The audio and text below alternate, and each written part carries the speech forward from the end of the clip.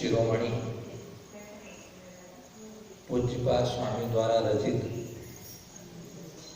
समाधि शतक ग्रंथ के अंतर्गत आप और हम सब मिलकर के स्वाध्याय कर रहे हैं।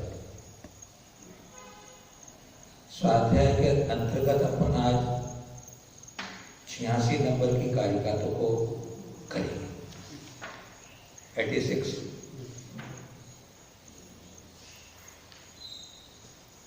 समाधि शतक, समाधि अर्थात ध्यान, आत्म ध्यान करने का यह ग्रंथ वही हुआ तंत्र।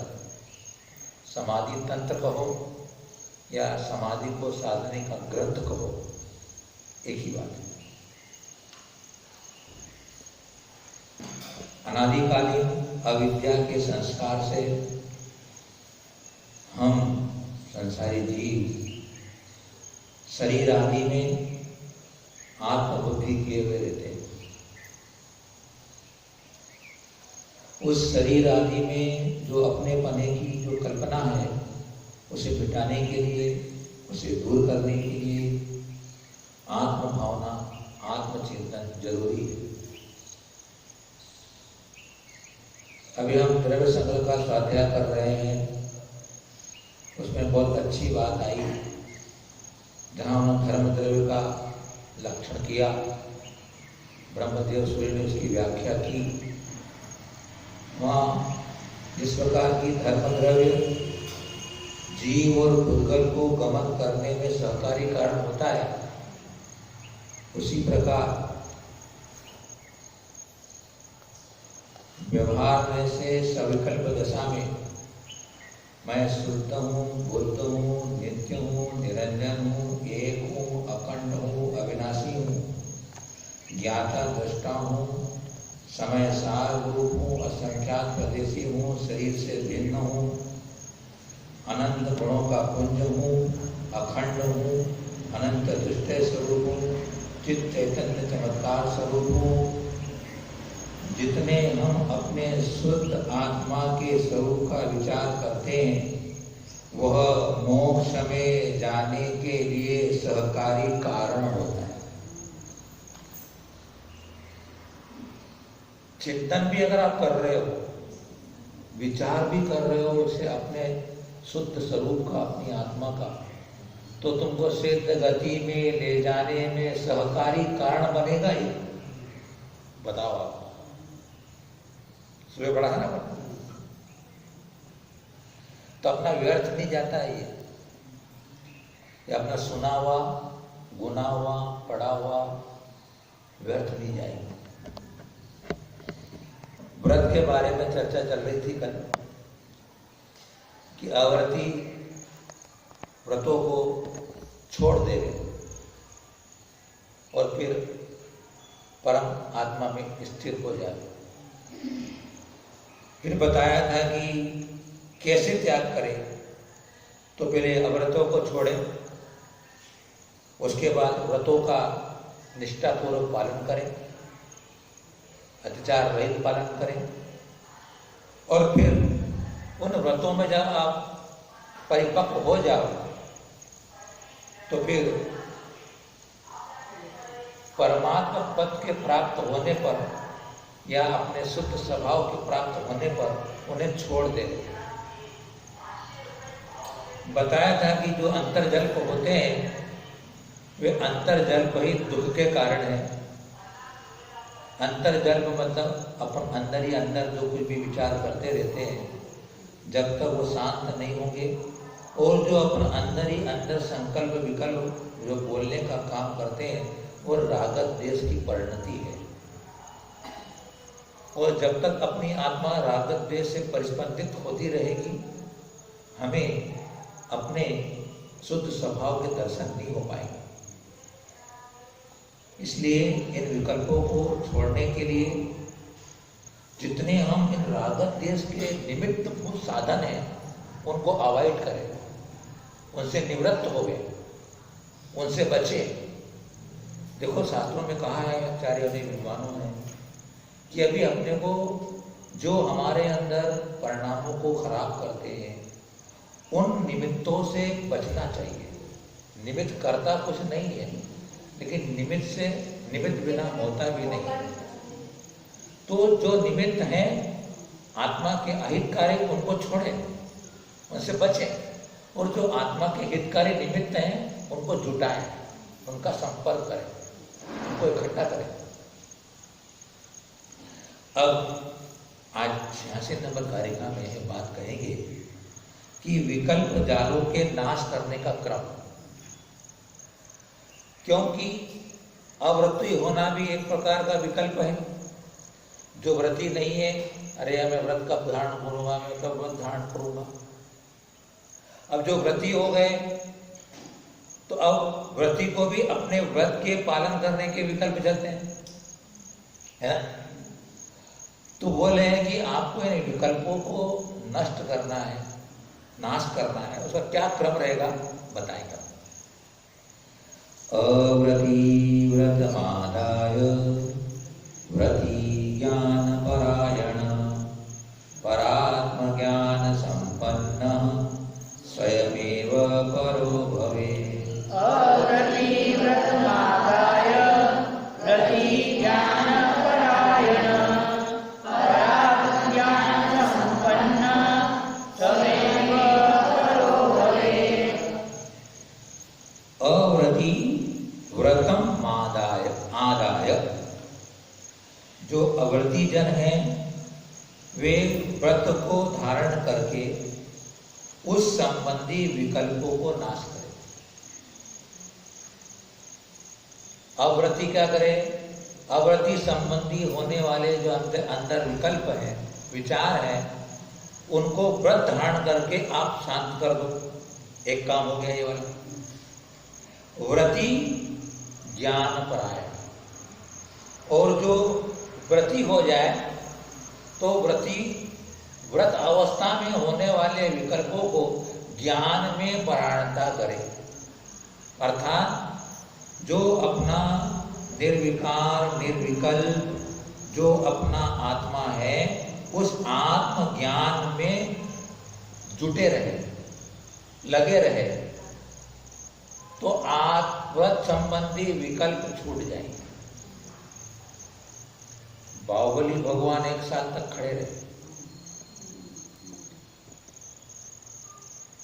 उन्हें तो फिर एक वर्ष का योग धारण करके संकल्प लिया था उन्हें तो 1 वर्ष से ज्यादा कायोत्सर्ग में कोई नहीं खड़ा रह सकता है, या तो उसके मोक्ष होगा या मरण हो जाएगा, इसका सिद्धांत है। तो वो 6ठे गुणस्थान में आते थे तो कुछ विचारों में तरंगे आ जाती थी, और उन तरंगों को नष्ट करने के लिए बहुत शीघ्रता से वापस उस 7वें गुणस्थान के भावों को बनाते थे, यानी विशुद्धि करते थे। यानी वो उन कर्मजनित और बाह्य सहयोगों के कारण, संस्कारों के कारण जो कुछ भी व्रत संबंधी, क्योंकि दुर्ध्यान तो उनको होना नहीं था।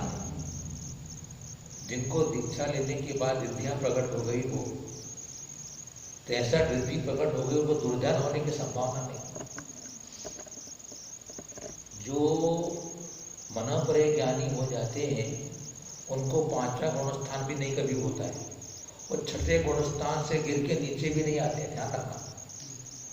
जो विपुलमती मनोपरे ज्ञानी हो जाते हैं सोधी, वो कभी पतित नहीं होते। 4थे में भी नहीं आएंगे, मिथ्यात्व में भी नहीं आएंगे, 5वें में नहीं जाएंगे, 6ठे तक जाकर के वापस फिर समझ जाएंगे।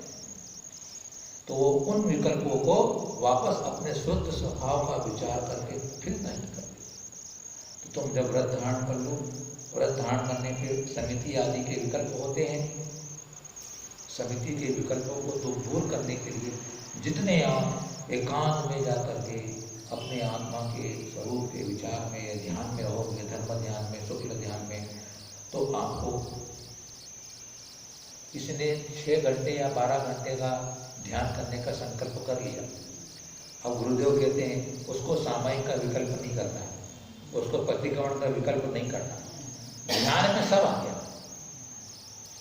है ना।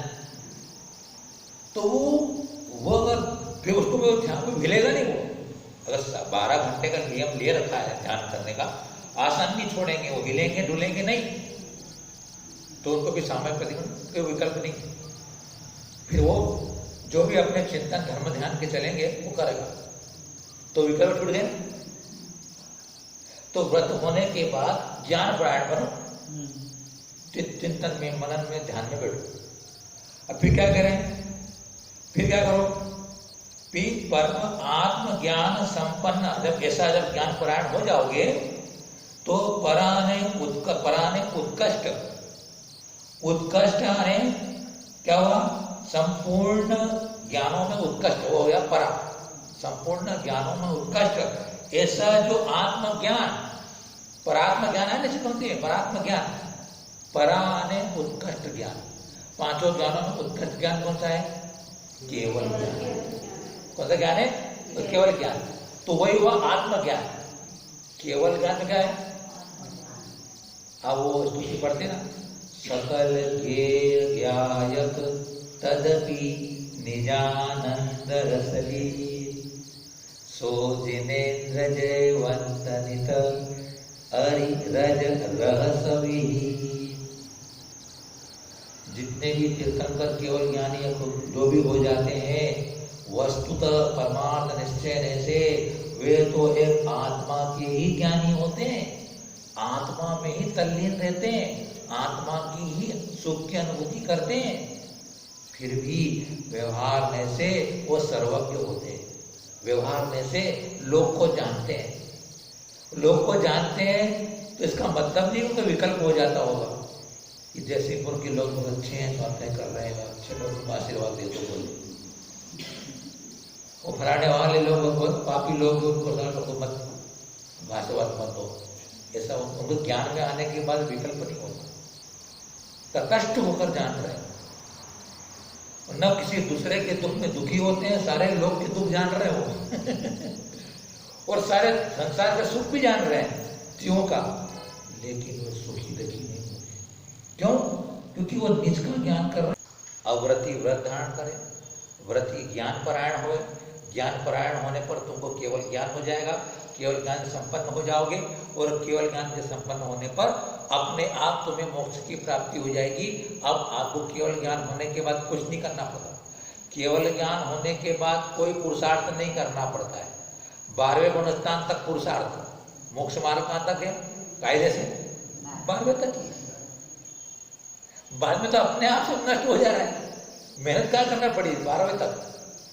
केवल ज्ञान होने के बाद अपना जैसा आयु कर्म समाप्त होगा, वो सब कर्म समाप्त हो जाएगी। बताओ कितना बढ़िया ज्ञान है, तो केवल ज्ञान प्राप्त करो, उत्कृष्ट ज्ञान। सारा अपन जो काम कर रहे हैं केवल ज्ञान के लिए कर, केवल ज्ञान हुए बिना मोक्ष होता नहीं, सच्चा सुख मिलता नहीं केवल ज्ञान हुए बिना।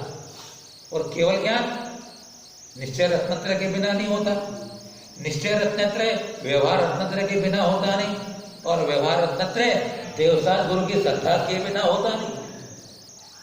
क्या करो, क्रम तो यही है। तो अभी जहां जिस तक भूमि पे है उतना काम तो करते चलो। देखो आप 7वें से लेके 12वें 13वें गुणस्थान तक तो अंतर्मुक्ति काल बोला है, एक का भी अंतर्मुक्त और खट्टा करो, बताओ। यानी 8वें गुणस्थान का काल अंतर्मुक्त, 9वें का, 10वें का और 12वें का सबका अंतर्मूर्त काल, और मिलाकर के भी अंतर्मूर्त। और एक अंतर्मूर्त में भी असंख्यात अंतर्मूर्त हो जाते हैं। एक स्थिति कांडक घात करने में अंतर्मूर्त लगता है, ऐसे कई स्थिति कांडक घात होते हैं, और एक स्थिति कांडक घात में संख्यात हजार अनुभाग कांडक घात हो जाते हैं, और एक अनुभाग कांडक घात में अंतर्मूर्त लगता है। असंख्यात वेद वाला अंतर्मूर्त होता है। एक पलक झपके इसमें कितने अंतर्मूर्त होते पता नहीं चलता। अपने को अंतर्मूर्त के लिए सारी मेहनत करना है। एक अंतर्मूर्त अगर आपकी आत्मा के अंदर ज्ञान दिख गया तो आप हमेशा के लिए टिक जाओ। अंतर्मूर्ति के लिए प्रयत्न करना आपको, घंटों के लिए नहीं, लेकिन घंटों भर करना पड़ता है, घंटों भर तक करना पड़ता है। तो बात कर रही थी अपनी, समाधान हो गया आपको? हाँ। अव्रत को क्यों छोड़ना पड़ा? एक नन्ही सी छोटी सी प्यारी सी एक कहानी है, वो महापुराण की कथा है। एक कन्या थी, उसे एक पहुंचे हुए मुनिराज का उपदेश सुनने का अवसर प्राप्त हुआ। उस कन्या ने मुनिराज के उपदेशों से प्रभावित होकर के 5 पापों को अणुवत रूप से स्वीकार कर लिया। लेकिन वह जो कन्या थी वो ब्राह्मणी थी, यानी ब्राह्मण की बेटी थी।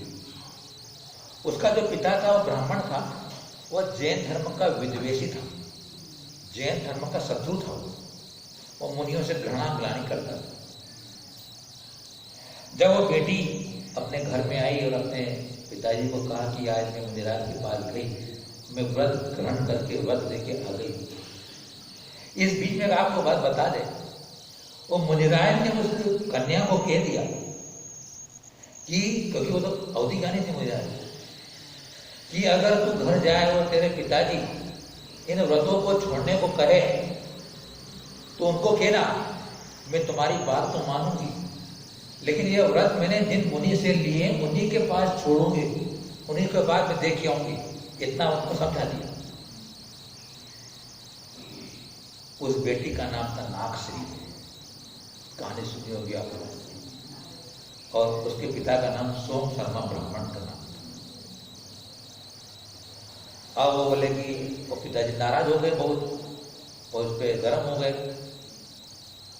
तो ठीक है, अगर आप नहीं कहते हो, आपको छोड़ने का बोलते हो, आपकी बात मानती हूँ, चलो अब मेरे साथ चलो, अब उसको छोड़ के आएंगे। अब चले घर से, रास्ते से निकलते हैं तो देखते हैं कि मार्ग में एक व्यक्ति को भर चौराहे में सूली पर चढ़ाया जा रहा है। तो नागश्री पूछती अपने पिताजी से, पिताजी क्या बात है कि यहाँ पर सब लोग भीड़ लगाए हुए हैं और आदमी को सूली पे क्यों चढ़ाया जा रहा है? तो अपनी बेटी को बोलता है कि मैं पता लगा के आता हूँ क्या बात है। तो पता लगा के आए, अपनी बेटी को बोला कि इस व्यक्ति ने एक व्यक्ति की हत्या कर दी थी, हिंसा कर दी थी इसने, इसने बहुत बड़ा पाप किया था हिंसा का, इसलिए राजा ने इसको सूली पर फांसी पे चढ़ाने का उसको आदेश दे दिया है। तो वो नागश्री कन्या बोलती है सोम शर्मा को, आप पिताजी आप मुझे आप ही बताइए कि जिस हिंसा करने से अगर सूली पे चढ़ना पड़े, दुख उठाना पड़े, अगर मैंने उस हिंसा का मैंने त्याग कर दिया है, अब मुझे बताओ इसमें मैंने क्या बुरा किया? ऐसा मेरे को दुर्गति या ऐसा दुख देखने को तो नहीं मिलेगा मेरे को।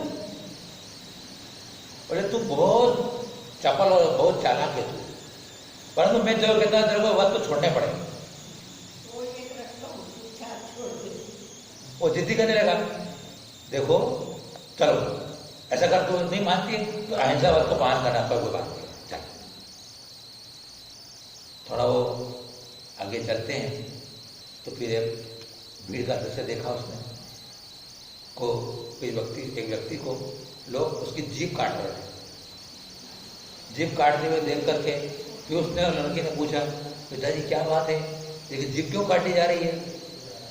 तो कहते हैं कि इसने झूठ बोल करके बहुत बड़ा अधर्म का काम किया था इसने, इसलिए इसके जीभ काटी जा रही है। देखो पुराने समय में जो राजा लोग थे ना, दंड ऐसे देते थे पहले, ऐसे हल्के फुल्के दंड नहीं होते थे, इसलिए प्रजा भी डरती थी पहले। झूठ बोले राण की जबान काटी जा रही है। अब बताओ, अगर कोई झूठ बोलेगा तो उसको ऐसी सजा भोगनी पड़ती है। अब मुझे बताओ पिताजी, अगर मैंने झूठ बोलने का त्याग कर दिया है, इसमें बुरा क्या हुआ मुझे बताओ। तू तो नहीं मानने वाली है हमारी बात को, नटखट है ना तू। चल ठीक है, इस वक्त तो तूने पालन करना पड़ा, चल। कुछ दूर चले तो वो मुनिराज के पास जाना, मुनिराज जंगल में पूरा गाँव पार करके जाना पड़ता है, क्या करेगा। कुछ दूर जाकर देखते हैं तो वो पिताजी को बोलते, पिताजी देखो ये 4 सिपाही है और एक व्यक्ति को पकड़ कर ले जा रहे हैं, क्या बात है। हाथों में हथकड़ियाँ हैं, पैरों में बेड़ियाँ हैं, पता लगाओ क्या बात है। तो जाता है पिताजी, पता लगा के आता है कि बोले कि इसने चोरी की है और चोरी करने के कारण इसे सजा दी जा रही है कि इसके हाथ काट दिए जाए। इसके हाथ काटने के लिए इतनी सारी भीड़ लगी हुई है, लोग देख रहे हैं इसके लिए। तो चोरी करने के कारण हाथ काटे जाते हैं और चोरी नहीं करने का नियम ले ले, संकल्प कर ले, व्रत धारण कर ले, अचोर व्रत धारण कर ले, तो उसमें क्या बुराई है। चल ठीक है, अब तू नहीं मानती है तो क्या करें, चल इसका तो मार्ग कर। अब फिर आगे बढ़े धीरे धीरे, तो आवाज शोर होने लगा, पकड़ो पकड़ो पकड़ो, भागो, पकड़ो इसको। क्या बात है। बोले इस व्यक्ति ने एक महिला को खेत में ले जा करके उसके साथ बलात्कार किया, इसलिए लोग उसको पकड़ करके इसको गोबर खिला रहे, सिर पे जूते मार रहे इसको, और एक तो छुरी लेके आ गया है, इसकी इधरी काटो, बड़ा काम किया इसने। बोले आप पिताजी बताओ, कुशील का सेवन करने वाला, अब्रमा का सेवन करने वाला, ऐसा काम करने वाले को इतनी बेइज्जती होती है, जूते खाने पड़ते हैं। मैंने ऐसे पाप का त्याग कर दिया, तो मैंने अच्छे तो काम किया, मैंने बुरा काम का क्या किया। तो आप मुझे क्यों बोलते तो इसका छोड़ के हाथ हुआ। पिताजी फिर मान गए, कोई बात नहीं। बोले अब अगली बार कोई बात आएगी तो मेरी बात माननी पड़ेगी, अब तक उससे वर्त नहीं लोग ग्रहण करने दूंगा। चले धीरे धीरे बेचारे देखते हैं कि सिपाही पकड़ के एक सेठ जी को ले जा रहे हैं। सेठ जी हैं, साफा बंधा हुआ, धोती पहने, कुर्ते में। क्या बात है। बोले इसने 2 नंबर की कमाई की, बोले 2 नंबर का माल बेचा इसने, बेईमानी की, लोगों को ठगा है और खोटा इकट्ठा किया, बहुत मिलावट का काम करता है। बोले आज इसका भेद खुल गया है और इसको सजा देने के लिए पुलिस ले जा रही है पकड़। तो पिताजी बताओ, आप परिग्रह का संचय करने के लिए जो खोटे काम करने पड़ते, अधिक पैसा कैसे आएगा, ज्यादा पैसा कैसे आएगा, पता लेना आचार्य कि सागर कैसा भरता है। सागर समुद्र, जितने भी नदी नाले होते हैं उन नदी नालों से ही सागर भरता है। अधिक पानी कहाँ से आएगा, जितने गंदे नाले का पानी नदियों में जाता है और वहां जाकर इकट्ठा होता है, तो गंदे पानी समुद्र भरता है। उसी प्रकार जितना अधिक धन जिसके पास आया है वह सुनिश्चित बेईमानी और चोरी चपाटी से आया। जो ईमानदार लोग होते हैं उनके महल नहीं हुआ करते, वो तो बेचारे केवली के घर में भी अपना जीवन निकाल लेते हैं। चलते चलते उसने वो परिग्रह प्रमाण पत्र ले लिया, मुनिराज के पास पहुंच गए और सेठ जी ने मुनिराज को नमस्ते किया और कहा कि आपने मेरी बेटी को व्रत दिए थे, ठीक है, लेकिन अब मैं तुम्हारे से दीक्षा लेना चाहता हूं। सेठ जी का मन कि 5 अमृतों को धारण करने से अगर इतना अच्छा जीवन की होती है और बहुत सुधरता है, इस गाँव में इज्जत मिलती है, उन व्रतों को धारण करने से इतना बड़ा सम्मान मिलता है, इज्जत मिलती है, पुण्य मिलता है, तो मैं क्यों न मुनिव्रत धारण करके आत्मा कल्याण करूं। बताइए, वो एक व्रत के धारण करने के कारण बेटी के करने से उसके पिताजी ने भी दीक्षा लेकर आत्मा कल्याण किया। और कहानी ऐसी बहुत बड़ी उसके अंदर है। तो जो नागश्री थी, मुनिराज की बेटी थी, पूर्व परिया, उसको पढ़ाया था उसको, वो ज्ञान था।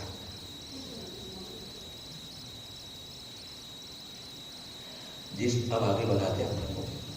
जिस प्रकार व्रतों का विकल्प मुक्ति का कारण नहीं है, वैसे ही द्रव्य लिंग भी मुक्ति का कारण नहीं। तो द्रव्यलिंग यानी ये जो शरीर का भेष होता है उसे द्रव्यलिंग कहते हैं, इससे मुक्ति नहीं होती है। द्रव्यलिंग मात्र से मुक्ति नहीं होती है, लेकिन द्रव्यलिंग धारण किए बिना मुक्ति नहीं होती है।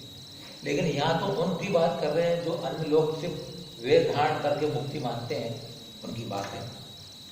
लिंगम देहासितम दृष्टम देह एवात्मनुभव न उच्यन्ते भवा तस्मात् ते लिंगकृताग्रह। लिंगं देहासितं दृष्टं देहेवात्मनो भव न मुच्यते भवा तस्मात् ते लिंगकृताग्रह। लिंगम देहासितम दृष्टम, जो लिंग अनेक भेष, जटा बना रहते बहुत से लोग जटा बनाते हैं, कोई भभूति लगा लेता है, कोई त्रिशूल रखता है, कोई शेर की खाल लपेट के चलता है, या कोई नग्न रहता है। तो बोले कि जितने भेष हैं वे सब देह के आश्रित देखे जाते हैं, इस शरीर के आश्रित होते हैं जितने भी लिंग होते हैं। जैसे हमारा मुनि लिंग है, ये वाला निर्गंथ लिंग है, देह के आश्रित दिखाई दे रहा है। तो बोले कि लिंग देह आश्रित देखा जाता है, और देह एव आत्मन भव, और शरीर ही आत्मा का संसार है, यह शरीर ही आत्मा के लिए संसार का कारण है। तस्मात्, इसलिए ये लिंगकृत आग्रह, अर्थात ये जो जिनको लिंगकृत आग्रह है, ते भवात् न मुच्यते, वे भव से यानी संसार से मुक्त नहीं होते।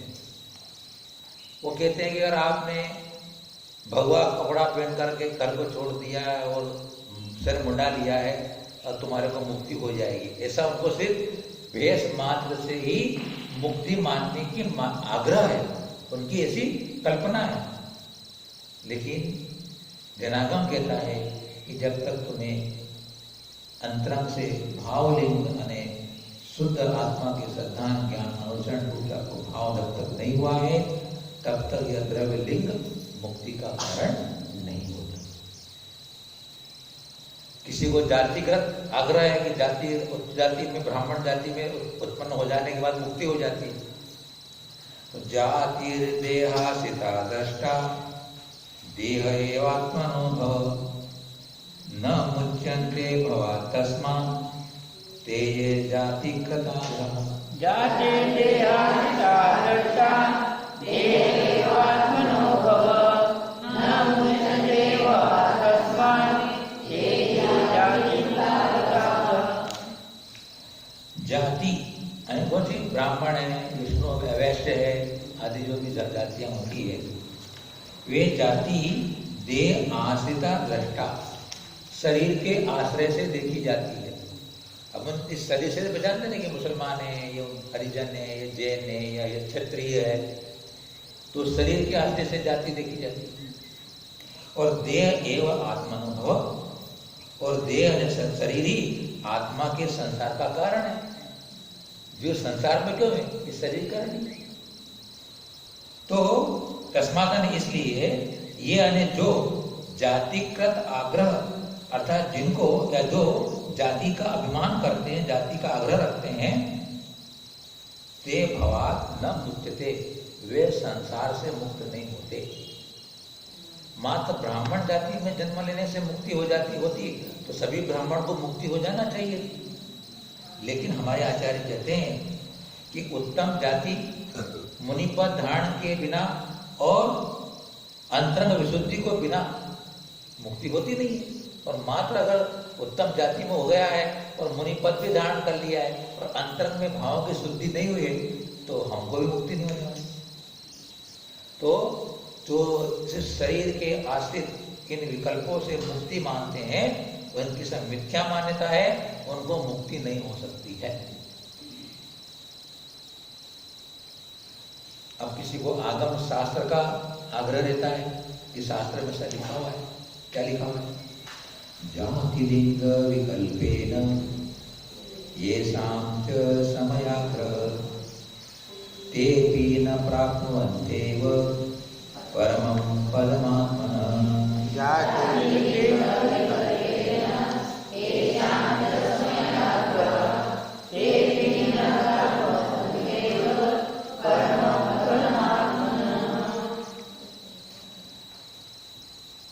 येषां और येषां माने जिनको, जिन व्यक्तियों को जाति और लिंग, जाति और लिंग के भेद से, विकल्प से मुक्ति होती है, ऐसा जिनको समय आग्रह, समय ने शास्त्र, यहाँ समय से ना शास्त्र, समय में यानी जिनके शास्त्रों में ऐसा लिखा हुआ है कि जिनकी उच्च जाति और अच्छा उनका भेष है तो उनको मुक्ति हो जाती है, ऐसा जिन शास्त्रों के अंदर आग्रह किया गया है, तेपि वे भी परम पद आत्मनम न प्राप्तवन्ति एव, वे भी परम पद जो आत्मा का है उसको नहीं प्राप्त कर सकते। मात्र शास्त्र में लिखे रहने से किसी को मुक्ति होती क्या? शास्त्र में लिखा हुआ है कि आप अगर जाति और लिंग से अगर आप शुद्ध हो, उत्तम ब्राह्मण जाति है और नग्नता आदि लिंग आपका है तो मुक्ति का कारण है, तो आपका ऐसा मानना ठीक नहीं है। किंतु हमारे आचार्य कहते हैं यद्यपि जाति और लिंग आदि मुक्ति के साधन है, परंतु भाव लिंग के बिना मुक्ति नहीं होती। देश कुल जाय शुद्धा, विशुद्ध मन काय संयुक्ता। आचार्य भक्ति में कुन स्वामी भगवंत ने लिखा है कि देश कुल और जाति से शुद्ध होते हैं वही आचार्य बन सकते हैं। बताओ, तो जाति भी शुद्ध होना जरूरी है। अगर जाति में कंट्रोवर्सी हो जाती है, जातियों में संकरता आ जाती है, तो वो आचार्य पद के योग नहीं देता है, उसको मुक्ति भी नहीं मिलने वाली। सप्त परम स्थानों में आया कि नहीं आया है? पहला सच जातित्व है, सच जातित्व पहला नंबर है। और जिन्होंने जाति की संकरता जहां हो गई है, धीरे धीरे उनके अंदर जो हार्मोन्स हैं वो धीरे धीरे नष्ट होते जाएंगे और उनके उस कुल में नपुंसकता बढ़ती चली जाएगी। 4 तरह के चावल लो, काली मूछ लो, बासमती लो, टुकड़ी लो, तुम्हारे यहाँ का देसी चावल लो, उन सबको इकट्ठा करो, उसका भात बनाओ। बोलो बोलो बोलो बोलो, हैं? क्या बात है! बनाते घर में चावल बनाते हैं कोई भी? हाँ बनाते हैं। सबने उत्तर दे दिया, एक सा उत्तर दिया तुम्हारे। बताओ आप, अलग अलग जाति के चावल जब नहीं पक सकते हैं, सींच सकते हैं, भात नहीं बन सकता है, तो भिन्न भिन्न 2 जाति के हार्मोन्स मिलकर के कैसे बन जाएंगे? ये एक तर्क दिया, युक्ति दी। और हमारे कहा ना कि क्यों तुम्हारे परिवार में शुगर है क्या? हाँ, मेरे पिताजी को भी शुगर थी। हाँ, तुमको भी शुगर है ना? वंश कुल परंपरा, वंश परंपरा में चलता है कि नहीं आता है? किसी को नहीं होता, अफवाह होता है, लेकिन शुगर की बीमारी के लिए पूछते हैं क्या तुम्हारे परिवार में शुगर थी क्या? वो हार्मोन्स जो तुम्हारे होते हैं, वो हार्मोन्स का प्रभाव तुम्हारे शरीर पर भी पड़ता है।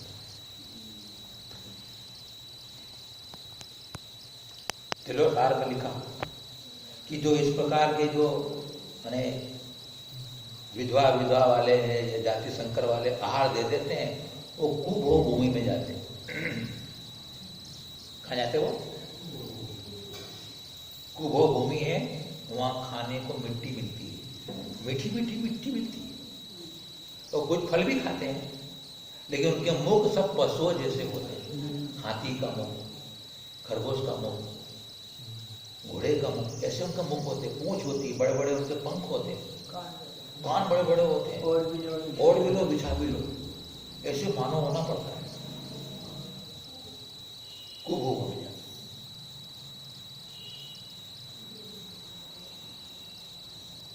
शरीर की सारी चर्चा चल रही है। शरीर के संबंध में एक छोटा समय सार ग्रंथ है, वीतराग परम स्तोत्र। वीतराग स्तोत्र पढ़ा होगा आप लोग, उसमें की 4 पंक्ति आपके सामने रखेंगे। न हस्तौ न पादौ न घ्राणं न जिह्वा न चक्षुर्न कर्णम न वक्त्रम न निद्रा न स्वामी न भर्त्यो न देवो न मर्त्य चिदानंद रूपम न मोहितराजम् न बालो न वृद्धो न तुच्छो न मूढ़ो न स्वेदम न भेदम न मूर्ति न स्नेह न कृष्णम न शुक्लम न मोहम न तंद्रा चिदानंद रूपम मोहितराजम्। 8 श्लोक है इसमें। ये 2 श्लोक खास इसलिए लाया हूँ क्योंकि अभी तक अभी चर्चा जो आने वाली है उसमें काम आएगा। हाथ पैर आत्मा के नहीं है, काला बुरा आत्मा नहीं होता, इसमें लिखा हुआ है। छोटा समय से है, 8-10 श्लोक इसके अंदर। वो जो परमानंद स्त्रोत है, एक वितराग स्तोत्र होता है, एक परमानंद स्तोत्र है। परमानंद स्तोत्र पूरा समय सार का या समाधि तंत्र का छोटा रूप है कि उसमें आत्मा का ध्यान कैसा होता है, आत्मा के ध्यान होने से कैसी अनुभूति होती है और आत्मा का ध्यान किनको हो सकता है, उस स्त्रोत के अंदर लिखा हुआ है। यह गुटके में है, ये गुटका है ना आपका, मसाले वाला है कि तंबाकू का है?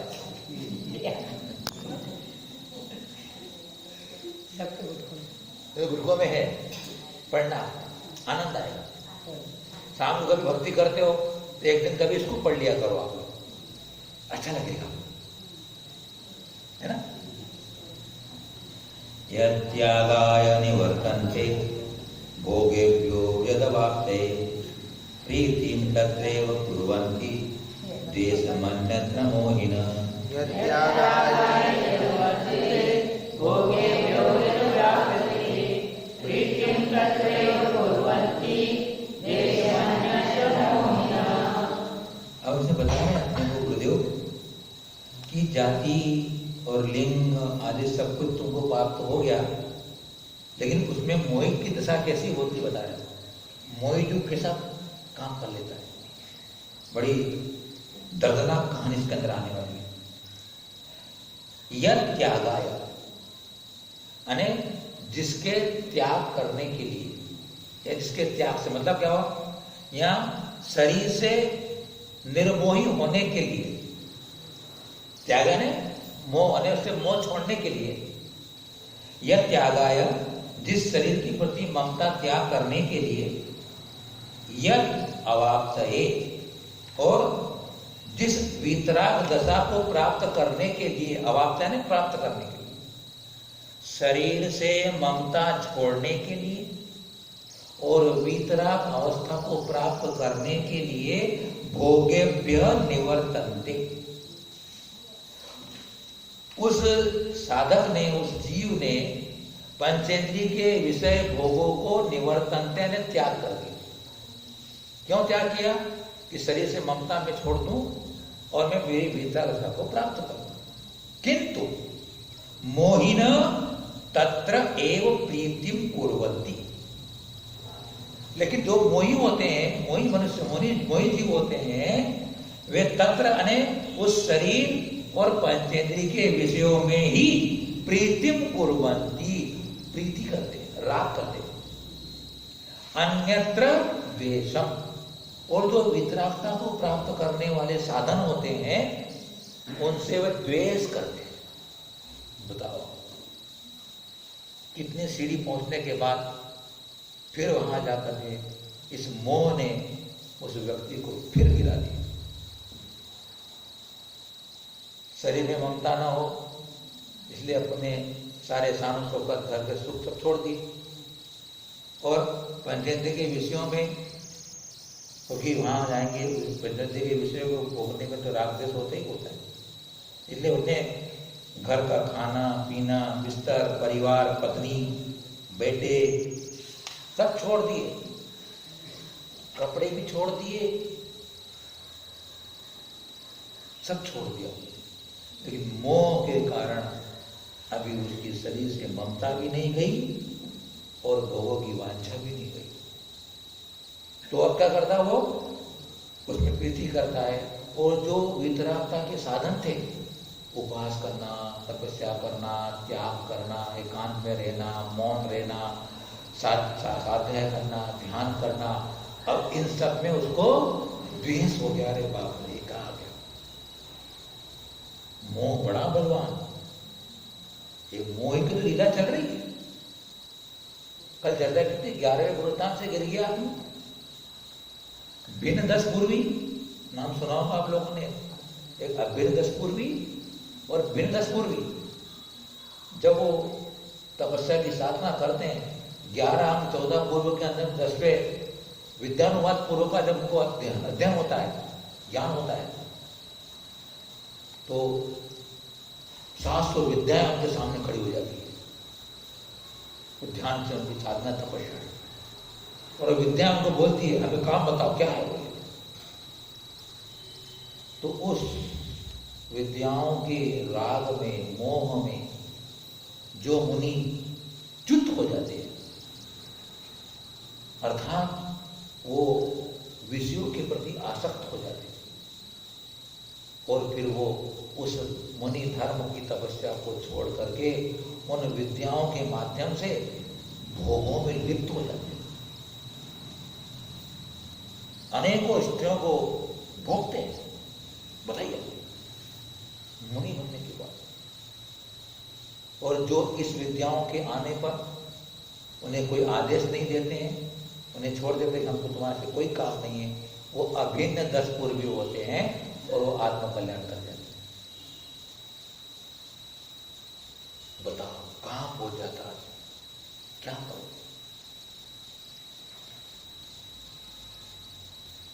शरीर और आत्मा के भेद ज्ञान के बिना होने वाली प्रवृत्ति, जो शरीर और आत्मा का भेद नहीं जानता है उसकी स्थिति कैसे होती है, तरह तरह से समझा रहे हैं। अनंतरज्ञ संदत्ते दृष्टिं पंगोर यथांधके संयोगा दृष्टिमंगेपि संदत्ते तद्वदात्मनः। अनंतरज्ञ संदत्ते दृष्टिं पंगोर यथांधके संयोगा दृष्टिमंगेपि संदत्ते तद्वदात्मनः। यथा यानी जिस प्रकार, पंगो अने लंगड़ा, दृष्टि अंधके अने अंधा, जिस प्रकार लंगड़े और अंधे के अंतरज्ञ, अन अने नहीं, अंतर अने भेद, ज्ञान ने जानने वाला, जो लंगड़े और अंधे के भेद को नहीं जानने वाला है, तो उसको अपन स्पष्ट करेंगे, अभी अभी अर्थ कर रहे हैं अपन। वो क्या करता है कि संधत्ते, वह उस अंधे की दृष्टि को लंगड़े की दृष्टि में जोड़ता है। लंगड़े की दृष्टि को अंधे की दृष्टि में जोड़ता है।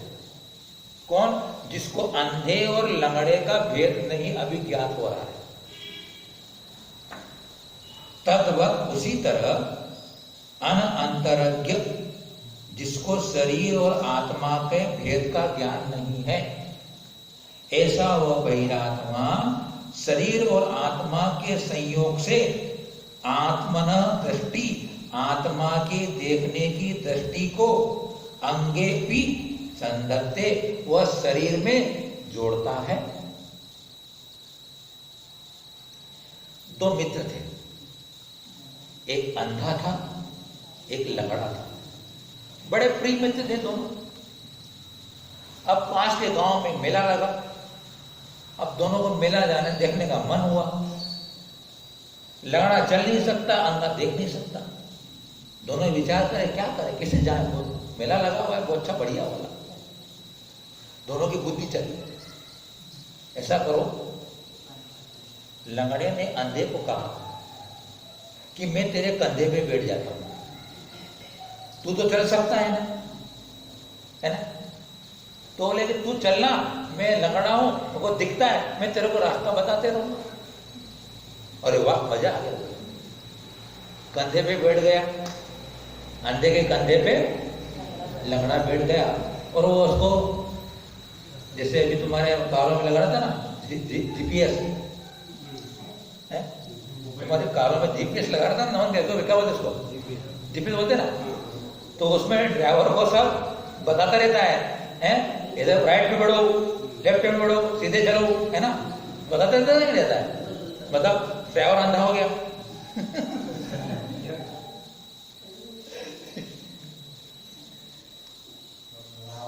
है हाँ, चले दोनों। अब दूर व्यक्ति था, वो पहचानता था कि यार ये तो अंधा आदमी है, तो चल कैसे रहा है, रास्ता कैसे मालूम पड़ रहा है इसको, उसके अंदर भ्रम हो गया, इसको दिखाई कैसे दे रहा है, इसको मालूम नहीं है। तो जिस प्रकार वो जिसको कि वो क्या करता है, वो लंगड़े की दृष्टि को अंधे में जोड़ रहा है, या ये अंधा देख के चल रहा है, उसको मालूम नहीं है ना। उसी प्रकार जिसको आत्मा और शरीर का भेद ज्ञान नहीं है, तो क्या करता है, देखने की सामर्थ्य किसकी है, आत्मा की है। देखता कौन है, आत्मा है।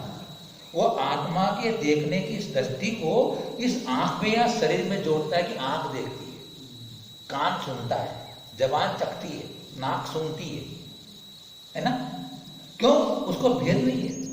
लेकिन अंतर जो अंतरात्मा होता है, वह आत्मा की देखने की शक्ति को शरीर में नहीं जोड़ता है, क्योंकि उसे भेद ज्ञान।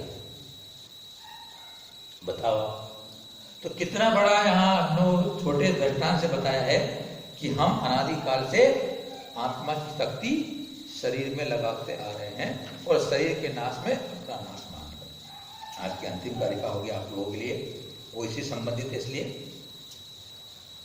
अब अंतरात्मा की दृष्टि कैसे होती है, ये तो बहिरात्मा दृष्टि थी।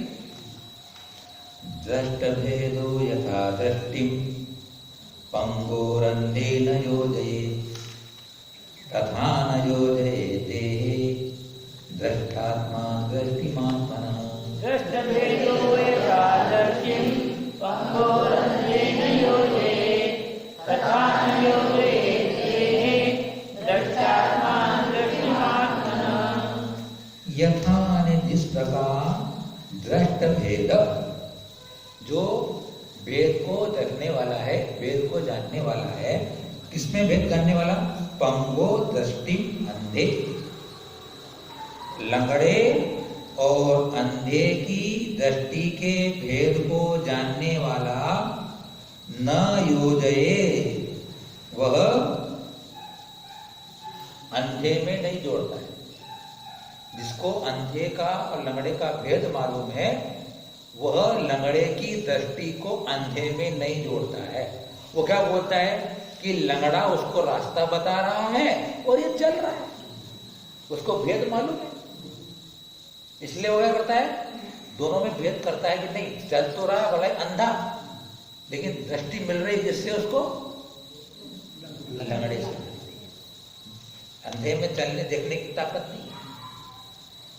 तथा उसी प्रकार दृष्ट आत्मा, जो आत्मा को देखने वाला अंतरात्मा है, वेद ज्ञान करने वाला है, वह आत्मना दृष्टिम देहे न योजे, वह अपनी आत्मा की दृष्टि यानी देखने की शक्ति को या देखने की ताकत को देह में नहीं जोड़ता है। ये मैंने 4 पंक्ति पढ़ी थी ना, न हस्तो न पादो न घ्राणम न जिह्वा न चक्षुर न कर्णम न वक्तम न निद्रा। निद्रा भी आत्मा को नहीं आती है। अब जो समझ लो बात, अपन जो ग्रंथ पढ़ रहे हैं ना, शुद्ध निश्चय में का कथन करने वाला है, पर संयोग से रहित जो अपनी निज आत्मा है, जो कर्म से नहीं बनी हुई आत्मा है, उस दृष्टि से हम अपने आत्मा को देख रहे हैं। उस दृष्टि से देखने पर आत्मा के हाथ पैर, गाना सुनना, सोना, बैठना कुछ भी नहीं है। लेकिन व्यवहार में से शरीर से संबंध होने के कारण उपचार से आत्मा देखती है, आत्मा खाती है, आत्मा सोती है, आत्मा बोलती है, आत्मा जाती है, सब व्यवहार ऐसे है। लेकिन व्यवहार सच्चा नहीं होता है, उपचार सच्चा नहीं होता है। वो दो के संयोग से कथन करता है। व्यवहार को भी उतना ही मानना है जितना निश्चय को मानना है। अगर व्यवहार मानते रहेंगे तो फिर वो व्यवहार मानने में वो गड़बड़ हो गया। व्यवहार को सच्चा मान लिया, कतरजित सच्चा भी है। अगर ऐसा ना माने तो भी खड़ाते किसको? तो शरीर को खिलाते हो क्या? नहीं, आत्मा खाती है। तो अपने हिसाब से नयों का समन्वय बैठाकर तत्व समझना चाहिए। द्रव्य संग्रह ग्रंथ में बहुत अच्छी तरीके से नयों के द्वारा आत्मा और शरीर का भेद ज्ञान कराया गया है। यहाँ तो निश्चय की पूरी बात करी और हम आपको समझा देते हैं।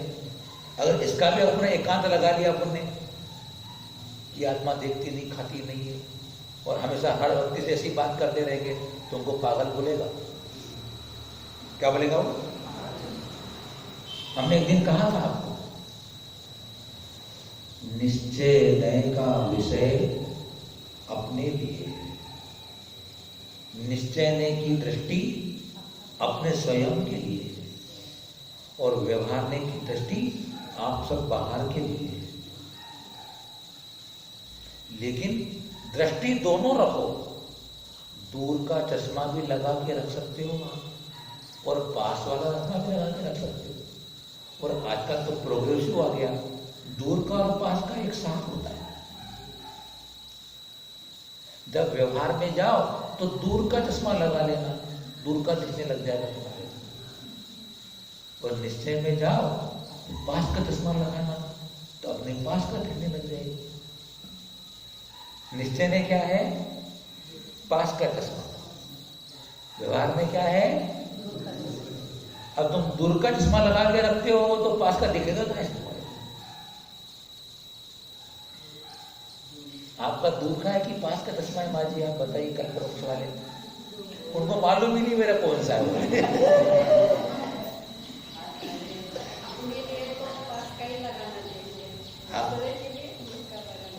है ना? कितनी बढ़िया बात है। दो नेत्र दिए अपने को, है ना? एक नेत्र से देखने वाले को क्या बोलते हैं आप? एक आंख से देखने वाले को क्या बोलोगे आप? खाना बोलोगे, है? और दोनों आंख वाला बोले खूबसूरत आदमी बोले। अगर तुम व्यवहार से देखोगे तो काणे। एक व्यवहार में से देखते रहोगे हमेशा तो काणे हो गए।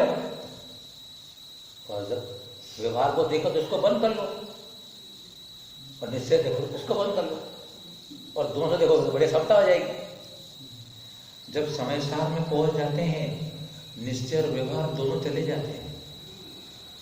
आत्मा नयातीत है, समय सार अपना नयातीत है। जब तक आत्मा की समय सार की उपलब्धि नहीं हो रही है तब तक नयों का प्रयोग चलेगा। नयों का संबंध चलाते रहो और जब समय सार में पहुंच जाओगे, पढ़ क्या है? जहां प्रमाण नए निक्षेप पूर्ण उद्योग अनुभव में दिखे। छड़ा में आएगा ना, जिस समय तुमको नए की दृष्टि समान हो जाएगी, नयों का प्रोत्साहित उपाय पढ़ने वालों उनमें भी आएगी। 13 नंबर कार्यक्रम में यही आया है ना, मध्यस्थता। निश्चय का आग्रह भी राग है, व्यवहार का आग्रह भी राग है। राग है वहां आग है। और तो दोनों नयों के जान करके मध्यस्थता हो जाओ, जो है सो है।